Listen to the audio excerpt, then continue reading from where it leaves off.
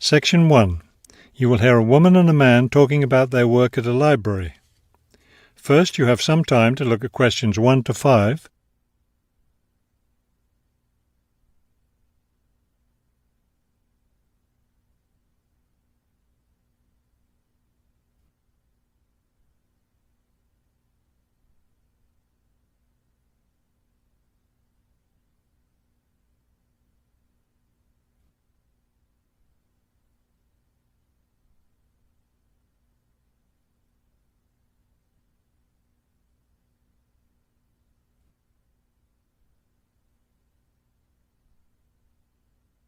You will see that there is an example that has been done for you.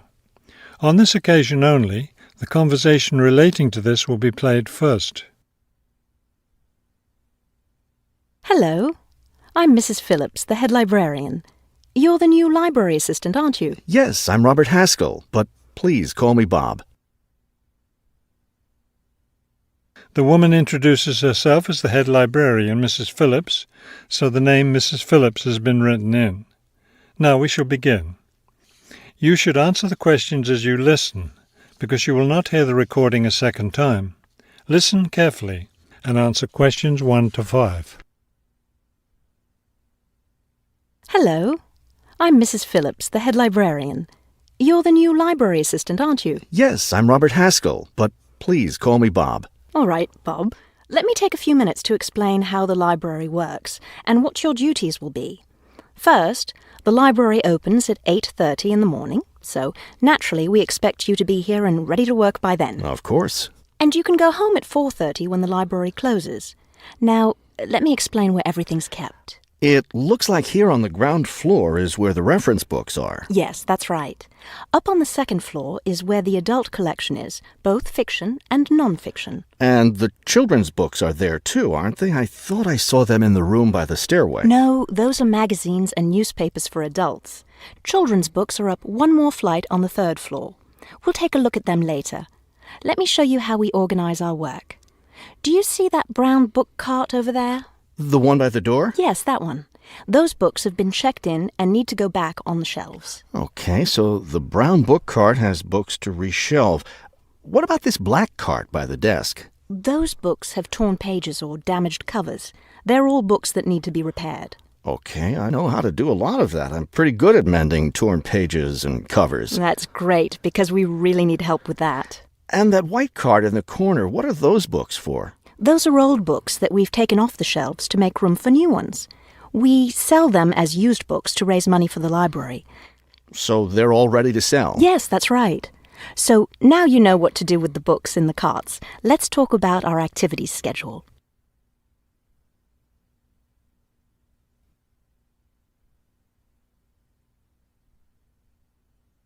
Now listen and answer questions 6 to 10.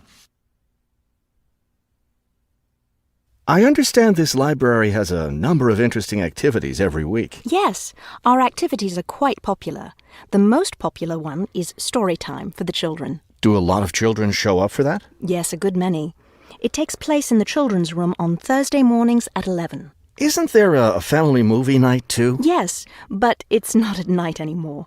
We used to have family movies on Fridays when the library is open until 9, but now we have a different activity at that time, so we had to switch family movies to the weekend, Saturday afternoon.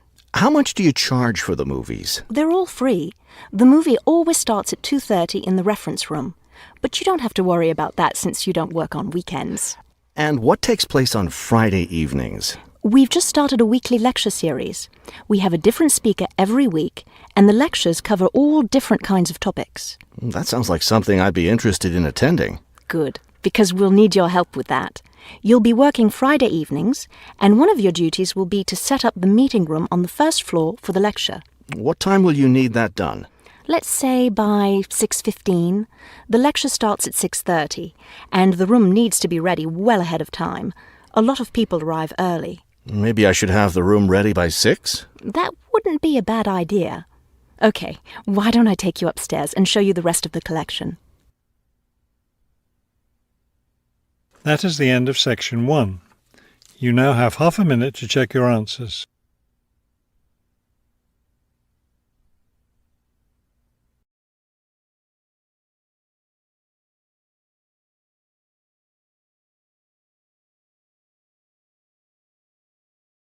Section 2. You will hear a radio interview about a lakeside resort. First, you have some time to look at questions 11 to 15.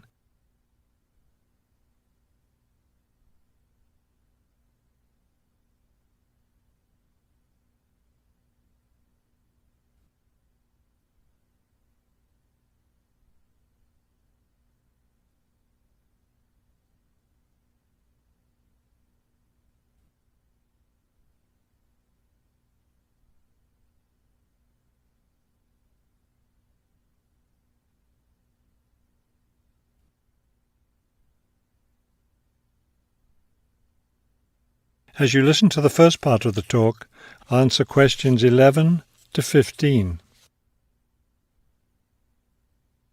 Good afternoon, and welcome to today's show.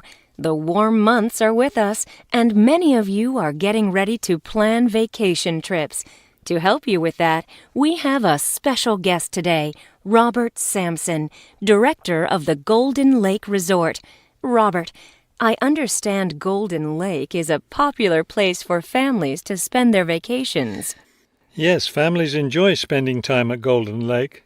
Many come back year after year. We have a spectacular location and fun activities for both children and adults. Could you describe for us some of the activities available at Golden Lake? We have a lot of water activities, of course, since we're right on the lake. We have a pleasant sandy beach for swimming. We also have canoes and sailboats available, and many of our guests enjoy boating on the lake. I imagine water skiing would be popular among your guests. Actually, we don't permit water skiing in the resort area. It can be dangerous for swimmers and for the canoeists too. We do have a great location for fishing, though, and you'll often see guests fishing from our dock or from the canoes. That sounds very relaxing. What about activities on land? Do you have facilities for tennis? We had tennis in the past, but the courts fell out of repair, and since we found that most of our guests weren't interested in the game, we closed the courts down. So that's no longer an option. And naturally, because of our location in the woods, we don't have an adequate area for a golf course. But I'd like to let your listeners know that we'll be adding a new activity this year. We've made an arrangement with the local stable, so now we're going to have horseback riding available for our guests. We've created several riding trails around the lake. That sounds lovely. Now, what about rainy days? What can your guests do when the weather's bad? We have a games room and a crafts room. When the weather's rainy, some of our very talented staff members offer arts and crafts classes for all ages. What fun! Do you offer any other classes or activities?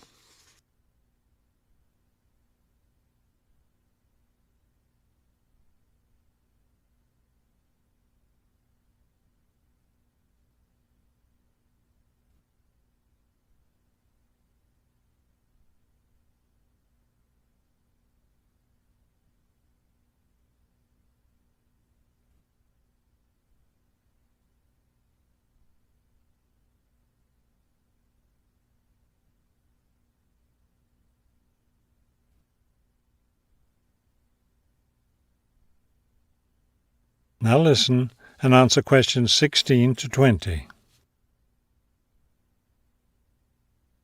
We have a weekly schedule of evening activities which anyone can attend if they choose. Every Sunday we show a film, always something that's suitable for the whole family. Monday's my favourite night because that's dessert night. Our cook prepares a variety of desserts and we get to taste them all. I'd like to be there for that. Yes, it's great. We get more serious toward the middle of the week. Our discussion night is on Tuesday. Discussion night? Yes, we discuss different current events depending on what's happening that week in the news. Then on Wednesdays, we have lectures. We invite different experts to talk about local history or nature topics. This is actually one of our most popular evening activities. We found that our guests are really interested in learning about the local area. It sounds quite interesting. Yes, we've had some excellent speakers. Thursday nights are totally different because that's when we play games. That's especially fun for the children. The children love Fridays too because that's talent show night. Everyone gets in on that. Staff, guests, everyone. It looks like you have a lot of fun at Golden Lake Resort. We do. And we end every week with big fun, with a dance on Saturday night. Now I understand a little more why Golden Lake is such a popular place for family vacations. With such a variety of activities, there's something for every member of the family there. There is, and I hope your listeners will consider spending their next vacation with us. That is the end of Section 2. You now have half a minute to check your answers.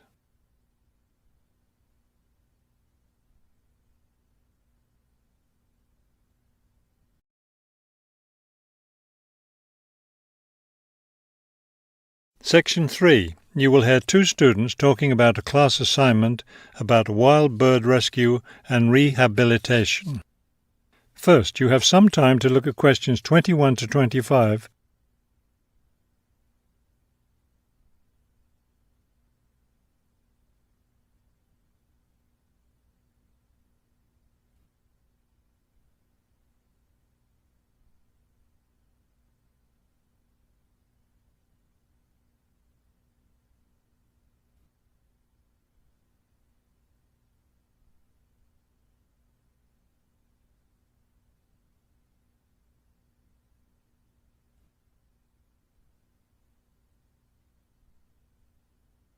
As you listen to the first part of the conversation, answer questions 21 to 25. Okay, let's go over the requirements and see what we have left to do. Let's see. We have to give the professor a written summary of the information we've gathered on our topic, wild bird rescue and rehabilitation. The other written thing we have to turn in is a case study of the rehabilitation of one bird. We have the information on that already. Right. All we have to do is write it up. What about charts and graphs? Do we need to include something like that? I don't think so. They aren't really relevant, but we do have to turn in a list of the resources we used. Naturally. What about videos? I heard some of the other students were doing that. Well, I guess that must be optional, because I don't see it on the requirements list. Okay, we should start planning our class presentation, since that counts for half the grade. We've looked at lots of sources of information, but I think our best source was the interviews we did with the wildlife rehabilitators. Agreed. That and the journal articles. I think we have enough information from those two sources for the presentation anyhow.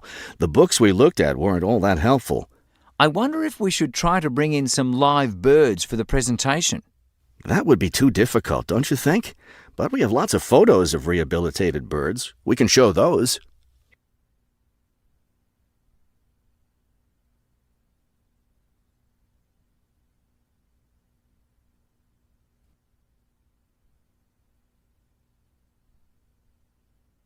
Now listen and answer questions 26 to 30. Right. Okay. I think we should start by talking about how to rescue a bird. Probably first we should help people understand which birds need rescuing. Yeah, that's really important, because a lot of times people see a baby bird that's all alone, or they find a bird sitting on the ground and they think it needs to be rescued. And usually those are just baby birds learning to fly. So we should emphasize that people should only attempt to rescue a bird that's clearly injured. For certain kinds of birds, the rescuer needs to wear protective gloves because some of those birds have sharp claws and can tear your shirt, or worse, injure your face or some other part of your body. Yes, that's an important point. Okay, next, let's tell people to put the injured bird in a box with good air circulation. We should let them know that a cage isn't necessary, and a bag, especially a plastic one, could hurt the bird more. Another thing we need to say is that the best way to help the bird stay calm is not by petting it or talking to it, but by leaving it completely alone. Then people should take the bird to the bird rescue center as soon as possible. Right, and we should also point out that when they're driving the bird to the rescue center, it's better not to play music on the radio or talk loudly, because those things just stress the bird. Yes. It's better just to speak quietly while you have the bird in the car. Okay, we've got that part covered. Next, we should talk about what happens at the rescue center. That is the end of section 3. You now have half a minute to check your answers.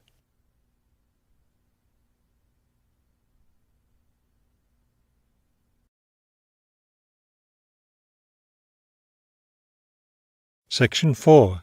You will hear a lecture about the Great Barrier Reef. First, you have some time to look at questions 31 to 33.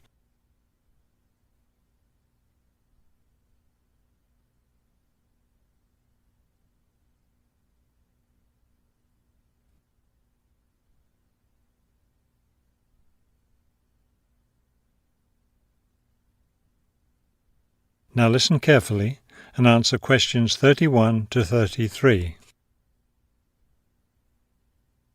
Despite its name, the Great Barrier Reef isn't just one large coral reef. Rather, it's a system of coral reefs that stretches along the east coast of Australia, covering an area of around 300,000 square kilometres. The Great Barrier Reef is composed of approximately 3,000 individual reefs, which range in size from 1 hectare to more than 10,000 hectares each. In addition, around 600 islands are scattered throughout the area, particularly at the northern and southern ends. The reefs themselves are composed of over 400 different kinds of coral, the largest variety of corals found anywhere in the world.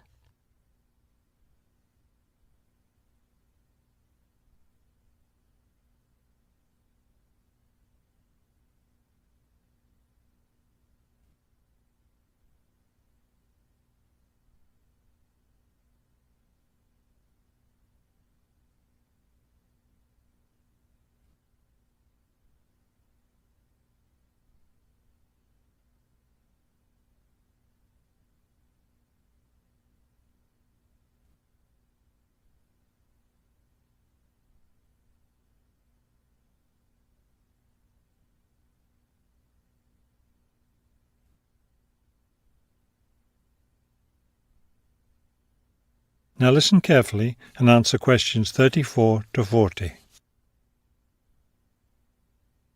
Thousands of species of sea animals live in and around the reefs. Altogether, approximately 1,500 species of fish inhabit the reef area, including a number of different kinds of sharks. One of the more interesting mollusks to be found in the reefs is the giant clam. This huge shellfish can live for more than 100 years and can weigh as much as 200 kilos.